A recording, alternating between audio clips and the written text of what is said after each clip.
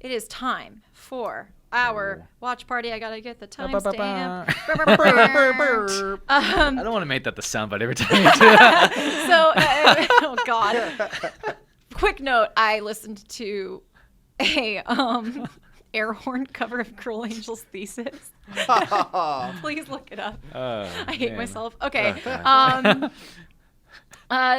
So if you're just joining us, Watch Party is kind of like a book club sort of thing that we do, where we watch 2 episodes usually of an anime at a time and discuss them in depth. This time I think we skipped a week, but I was also not there because I was doing... Yeah, we had the Bandai Namco guys come in. Oh, what was I doing? I was doing Call of Duty stuff. Yeah.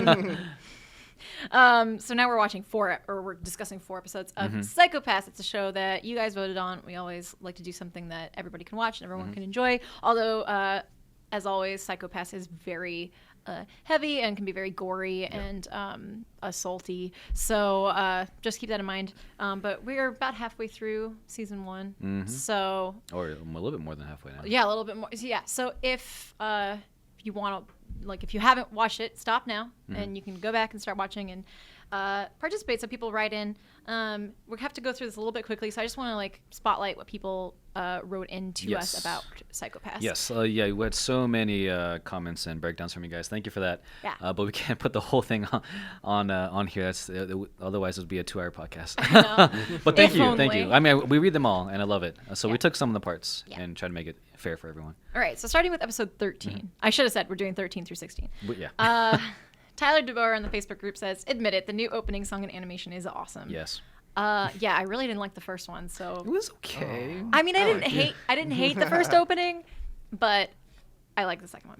Yeah, the which second one's is normally I'm like, I missed the first one, so it's a welcome change for me. Yep. Anyhow, we're back to the present in wake of last episode's flashback. So if you don't remember, the last one. So that was 2 episodes of Anime Club ago. That was Yayoi's flashback to her rocker days or whatever. Yeah. What's interesting is we learned that the prime suspect of the specimen case was brought in and was the same deal as Makishima. The same deal. I don't know, man. And I think it was similar. Yeah, never mind. Similar. Yeah, never mind. Got it. English is a hard language. These people are dubbed criminally asymptomatic, and this just opens Pandora's box on the civil system. So if you don't remember, we learned that Makishima.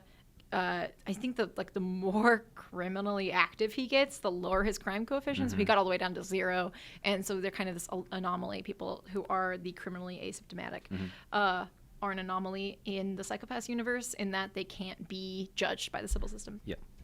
And like Tyler DeVore says, that opens up a lot of questions about the viability of the civil system and all that. During the infirmary scene, Kogami is seen reading Heart of Darkness. Oh, God. A book I pretended to have read. An 1899 story by Joseph Conrad. The story is about a man who, through his journey, becomes obsessed with another man. Hello. Fujio. Oh, no. Bringing it back. Bringing it back. Becomes obsessed with another man, during which he learns there is no difference between civilized and uncivilized men. I wish I had read this because I'm sure I'd appreciate it more now than I did when I was 17. All men are capable of all things, good and bad. From this information about what the story is about, we can predict and imply this is about Kogami and Makishima and how their relationship will advance. Oh, that's a good point. Yeah. That's something that when I'm watching this, I'm so enthralled in certain things that I really love reading the Facebook comments because it always points out something I missed. That is a good point. Makishima definitely has a fascination with Kogami because he's like, how does your brain work? What's up with that? Yeah. And vice versa too, actually. Yeah, they have sort of this mutual respect for each other. Yeah, yeah, like a weird sort of you're not a good, but yeah. Dang, you are so smart. Yeah. Whoa, there's some romantic here. Everything's romantic with Kogami. Yeah, so that is a good point. Blah, blah, blah, blah. And how about that fact that Masaoka is Gino's father? That's an interesting tidbit and tell why they treat each other the way they do. Yeah, that's crazy. Yeah, right? I did not see that coming. Nope. Australia's Card on the Facebook group as well says, I wanted to talk about the head of the Public Security Bureau, Joshu Kase. She is completely obsessed with maintaining the order that the civil system has created, so much so that she would hide the existence of criminally asymptomatic people so that the people don't panic. Her obsession with order is also symbolized by her Rubik's Cube, which she uses as a de-stressing activity. Oh, yeah. Have you ever, they make these like keychains and stuff that are like fidget toys, which are like super helpful for if you like need to always like have something in your hands or like play with a pen or something. They have ones that have different stimuli. Oh, that's cool. 'Cause that's just what that reminds me of just like having something to occupy your fidgetiness. And it's a really powerful character development tool in a visual medium like this one. Furthermore, she was usually positioned in front of a powder blue planet during her talk with Ginoza, showing that she represents Sybil's best interests. In contrast, Ginoza was usually positioned against a red sun, indicating that he is in danger of becoming a latent criminal by doubting the system, or that his division will be facing a much danger in the future. Ooh. I love these. I feel like last time Australia's card also pointed out color in Psychopaths. I feel like there was a comment you made, correct me if I'm wrong, but I'm pretty sure it was Australia's card, about color. That's something I just don't pick up on as easily when I'm watching anime, and I really like thinking about that more. Like, I mean, obviously the color choice is intentional. Like, they wouldn't just like put random colors in the anime for no reason. Just feel like, make it red. I don't know. Like, there's thought. I mean, sometimes there is thought to how they have the scene portrayed. So that's when you set up, well, like the way it's framed and everything. I mean, there's thought behind lighting and all that. Yeah. So that's, as always, a very good point. Oh my gosh, there's so many papers. Yes. Sorry. Okay. But thank you again for sharing. Thank you. Continuing with Australia's card, Kase was oddly fixated on Makishima as well, since she searched through Division 1's files for a profile picture of Makishima, after which she said Shogo. Everyone else has referred to this sociopath by his last name, even Kogami, so this is an indication that Kase hates him for disrupting the world order she cherishes, or does she actually know him? I think that's really important. In the context, like if you don't know much about the Japanese language or Japanese customs, it's important to note like the significance of calling someone by their given name. It's usually reserved for really close friends, or lovers, or if you're talking to someone who is beneath you, like socially, not someone you're like, you're beneath me because you're. No, it's not like a haughtiness thing. It's like you're my younger sibling. So, but so there's two ways you can interpret her calling him by his first name. It could be, or I guess given name is the name comes last. But you could interpret that as a sign of like extreme disrespect, or familiarity, which is very interesting. Yeah. Now moving on to episode 14, I added this little tidbit for me. So props to Giselle da Silva. She had. It was hard for her to watch episode 14, and so she stopped watching that episode. It's I mean, this is a definitely tough anime to watch. There's a lot of violence and just very dark subjects to work off, and I'm proud of her for going as far as she did, and thank you for that. If you ever find yourself going back to the watch party, let us know. But thank you for keeping up with us so far. And like we've said before, we definitely don't want to encourage anybody to watch something that they're not comfortable with. So we'll let you know when we're picking up on a new watch party, and maybe we'll do something a little less violent, or you can just go back and watch Shirobako again. There you go. I mean, watch it multiple times. But yes. Anyway, continuing on to episode 14. Asario's card again. He says that brutal murder left me completely without words. Not only did no one help the victim or even call for help, a result of the bystander effect, I suppose, but their faces were completely blank. They didn't feel anything, no survival instincts, no horror, no excitement, nothing. These people had been lulled in such a state of false security, they just didn't recognize what murder looked like. And Makishima didn't even call this event serious. Just how horrific will his plans be? That's crazy. Yeah, no, the fact that no one reacted like they should have. Like people started taking their phones and videotaping the thing. That's crazy. So this actually, you mentioned that maybe it'll click with you. This is clicking with me because I remember now. This is where I stopped watching Psychopaths because I was so angry that ended up happening. That it just there was a brutal murder in the streets and no one did a single thing. They just decided to just record it. And I was just like, oh my God, how is this world like? I know how the world is like this, but I'm like, it just drove me crazy that could happen. Yeah, I'm curious that like, you would think that helping them would make their hue, watching would be worse because you're just watching it unfold I assume. Yeah, I right? think that's what it's illustrating though, is like because they don't want to get their hue. Detachment or disassociation or desensitization are all things that will keep your hue clear. Yeah.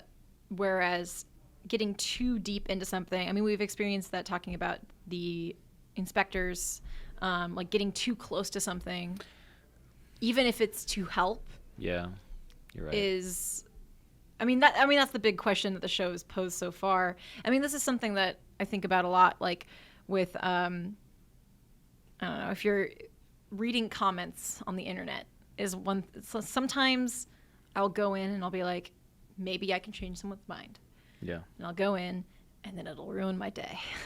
Yeah. You know, I think it's one of those balancing acts, and one of the things I've observed about psychopaths so far is that in their world, I mean, they have like quote unquote therapy to cure you of your victimhood or whatever, but like it's not about managing your mental health. It's more like just doing a spring cleaning in your brain. Like it was very interesting to me, like how they approach the idea of clearing your, like when your hue gets clouded, like you know, towards the beginning with the girl who was abducted, and it was all about like, oh, she can go to therapy, she can be redeemed, and then it was like, nah. But I thought about that a lot. Like, there's no management of. Yeah, that's fair.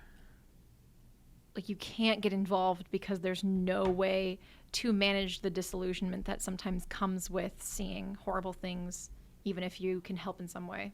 Yeah, I mean, yeah, that's true. Even if you had good intentions and you want to protect her, you would be aggressive towards the attacker. So I guess. Yeah, it's like. Yeah. Okay. Well, yeah. Anyway, that scene was brutal. Yeah. I just like that about this show so much because it makes me think about in real life how you balance those things. I mean, everybody has to balance those things. If you watch the news, sometimes you just have to turn the news off because you're like, this is horrible. Yeah. Then sometimes you look at a cat video and you're like, everything's okay. Just everything's fine. So everything's going to be fine. Yeah, Exactly. so like balancing the joy of helping someone versus getting too involved in something that's very dark. Like that's what I mean by they don't have any way to balance that or manage that. Yeah. And they don't want to take that risk. Yeah. Yeah. Nito de Toro continues, the worst case scenario that director Kase alluded to is revealed to be Makishima's goal, or at least his goal for the stage of his plan. He intends to crash the system using awareness of the very subjects the system is so proud of. Since the helmets works by scanning the surrounding areas, psychopaths, the better the Sybil system works, the better it is for the person wearing it. As proven by the gruesome demonstration in the public place, and as shocking as the crime itself might have been, the truly gruesome part comes from all the people around it. All of them prove of the underlying disease the Sybil system has caused. How much humanity has been sacrificed to elevate society to its current perfection levels. Like Makishima put it, this was just a person killing another person. The really serious stuff is yet to come, and that last glance at all the helmets he procured should be an indication of how much chaos is on the horizon. Introduce a little anarchy, upset the established order, and everything becomes chaos. Yeah. A little bit of Joker in there. I was about to say. Actually, I think Neo Datar actually had a photo of Makishima, and put the Joker lips and eye, like mascara or whatever. It's crazy. I don't know makeup. Eyeshadow. Yeah. But yeah, it's very Joker-esque. Yeah, that's the other thing I wanted to bring up about Makishima, and also just going back to episode 12's flashback of do we challenge the system or do we try to fit into the system? It raises the question of like, I mean, obviously there's the question of like what is moral in Psychopaths, but Makishima is definitely like a watch the world burn kind of person, but he also has a point, and so that's the confusing thing is like, oh, is it good that he's doing this? Like, could it be good? Also, where does he get all those helmets from? He's not. I mean, he was. Actually, you really don't know who he is. Only that he was like a counselor in that school. Yeah. For a bit. Yikes. And then he wanders around. But yeah.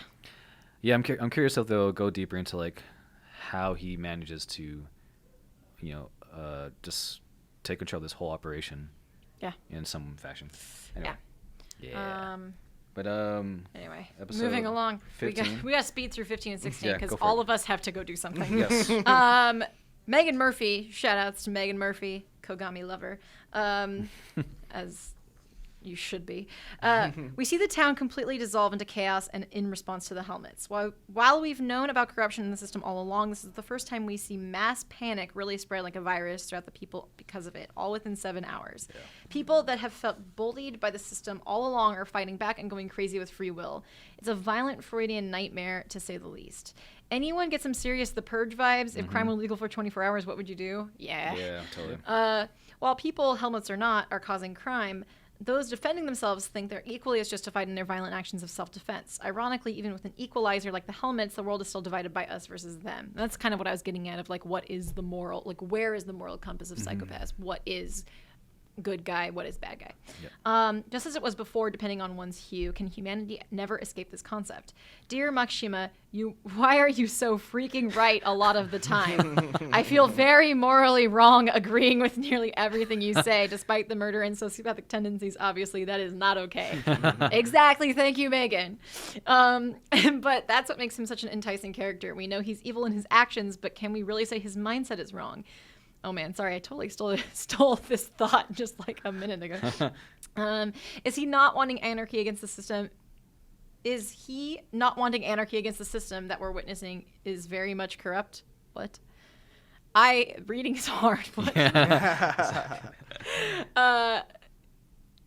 It's the system is very corrupt, and anyway. The system that we're cursing every episode is Makishima a depiction of what we want to see happen to fight against Sybil. That's the big question we're left with. I think we should just go on to 16. Let's go to 16, yeah. Let's keep going. Because this is the good stuff. Yeah. All right, Megan Murphy, Carrie, take it away. Finally, the moment of confrontation we were teased about at the beginning of the series has finally arrived. Now it makes sense why there was some helmeted guy being pushed out of a window, and the tension between Makishima and Kogami has way more clarity now than ever. Once again, we see Makishima descending from on high to meet his match. Never had the foil of these two characters, Makishima and Kogami, been more apparent to me than in this moment. Makishima is shown elevated on the stairs, donned casually in white with a glowing aura, his head risen upwards and his golden eyes staring down at Kogami in amusement. Kogami, however, is on the lower level, dressed in a strict black suit and hidden in shadows, glaring upwards, nothing more than malice in his cold eyes. Yin and yang and two sides of the same coin never became more apparent. If we're going to continue with Batman metaphors, it's like Two-Face. Hey. Yeah. Makishima is symbolic of a bright mind's hopeful anarchy against the system, while Kogami is symbolic of a bright mind darkened by and enslaved to the system. Makishima's inhumane crimes and Kogami's lust for revenge, however, are both ways the men are attempting to break their way out of their respective cages. Also, I feel like you said Kogami's lust on purpose. While both would never want to admit being a perfect foil of the other, what we're shown is undeniable truth. Even though we were teased of this confrontation at the very beginning, seeing it again after all we've been through, after all we've seen of these characters, the impact and tension hits us way harder. The fight sequence was also extremely well done. It felt like two men actually fighting and not some prolonged cliche and overpowered anime brawl. It was a harmonious dance of light and dark. Yeah. And 4 stars. Love that.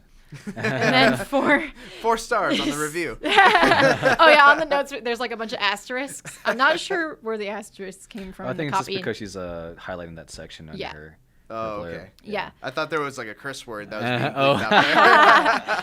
I was like, because Mike, you did the copy and pasting, right? I so did, I was like, I don't know what that is. Like this morning, I was like, this is great. I love this. Oh my gosh, where? And then Estrada's card. Well, actually, we can just go into this last page right here. Totally don't know what. Last page? Yeah, this one here. Yeah, we'll just do this one here. Okay, take it away, Mike. So Estrada's card. Sorry, I have to read half of your comment. Blaise Pascal's philosophy also applied to the ending scene of this episode. When Kagari saw the truth of the Cybele system at its core, I had a gut feeling that Kagari would meet his end, and when he was sent off alone, of course, into the clockworks of God, how I wish I was wrong. Gusung is killed by the Chief Kase, but not before the hacker can fire off a shot. When Kagari looked back to the chief from the hacker's remains, he's shocked to see a cyborg facing him. What a plot twist. She pointed the Dominator at him, and although it was set for a non-lethal paralyzer, it started to contort unnaturally and got set to decomposer, or eliminator mode. Since when can it do that? Somehow the chief was powerful enough to control the Dominator, and by extension, the law at will, which is totally hypocritical of the system being logically fair and just. Despite the unbelievable, unlucky, and unfair circumstances he found himself in, Kagari could only smile at how pointless his life has been just before his body broke down instantaneously. That's crazy. When Kagari died from that, like, just immediately, like, there's no, like, well, also that gun that Gusung had was, like, an acid gun. He's like, ugh, just, like, and to see her as a cyborg, did not expect that. The first time I saw this, I was like, what? And a lot of people probably felt that way as well. Yep. But my redheaded boys. Yeah, I'm so sorry.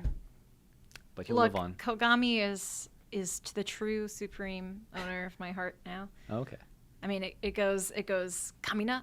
I like guys with K names apparently.